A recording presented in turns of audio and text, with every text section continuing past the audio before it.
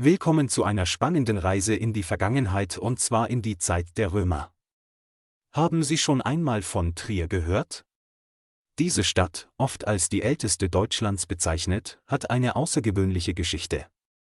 Gegründet im Jahr 16 vor Christus unter dem Namen Augusta Treverorum, war sie eine blühende Metropole im Römischen Reich.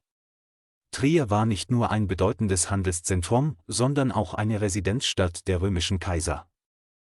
Stellen Sie sich vor, römische Soldaten marschierten durch die Straßen, Händler aus aller Welt boten ihre Waren an, und das Leben pulsierte in einer Stadt, die wie keine andere vom römischen Erbe geprägt ist. Klingt faszinierend, oder? Dann lassen Sie uns gemeinsam die Spuren der Römer in Trier entdecken.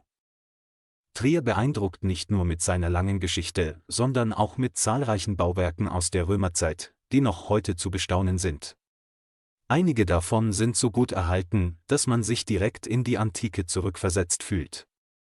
Werfen wir nun einen Blick auf die beeindruckendsten römischen Highlights. Unser erster Stopp ist das Wahrzeichen der Stadt, die Porta Nigra.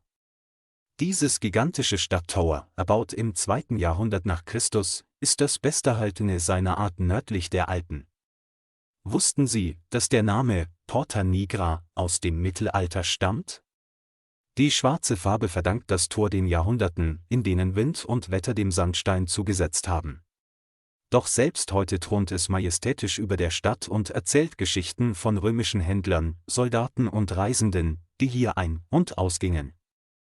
Weiter geht es zum römischen Amphitheater, das Platz für rund 20.000 Zuschauer bot.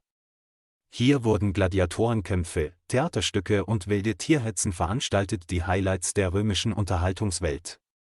Können Sie sich die tobenden Massen vorstellen, die begeistert zusahen, wie mutige Kämpfer in der Arena ihre Stärke bewiesen? Ein Ort, der auch heute noch eine beeindruckende Atmosphäre vermittelt. Ein weiteres Juwel aus der Römerzeit sind die Kaiserthermen. Diese prachtvollen Badeanlagen waren mehr als nur Orte der Körperpflege, sie waren gesellschaftliche Treffpunkte, an denen Menschen Geschäfte abschlossen und Neuigkeiten austauschten. Die ausgeklügelte Architektur und die unterirdischen Gänge zeigen, wie fortschrittlich die Römer bereits vor über 1700 Jahren waren. Ein weiterer Meilenstein der römischen Ingenieurskunst ist die Römerbrücke über die Mosel. Sie ist die älteste Brücke Deutschlands und wird noch heute genutzt, ein beeindruckendes Zeugnis römischer Baukunst. Für die Römer war die Brücke eine strategisch wichtige Verbindung, die den Handel und die Kommunikation erleichterte. All diese Bauwerke erzählen von der Bedeutung, die Trier im Römischen Reich hatte. Aber was machte diese Stadt so besonders? Werfen wir einen Blick auf ihre Rolle im Reich der Kaiser. In der römischen Spätantike war Trier weit mehr als nur eine gewöhnliche Stadt.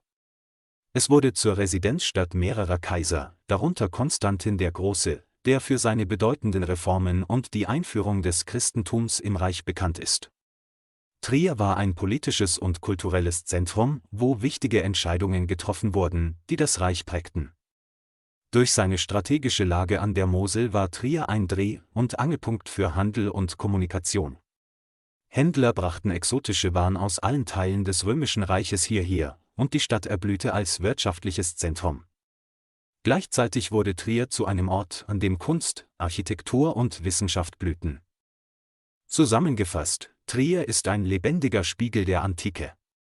Die beeindruckenden Bauwerke, die wir heute sehen können, erzählen von einer Stadt, die sowohl kulturell als auch politisch von großer Bedeutung war.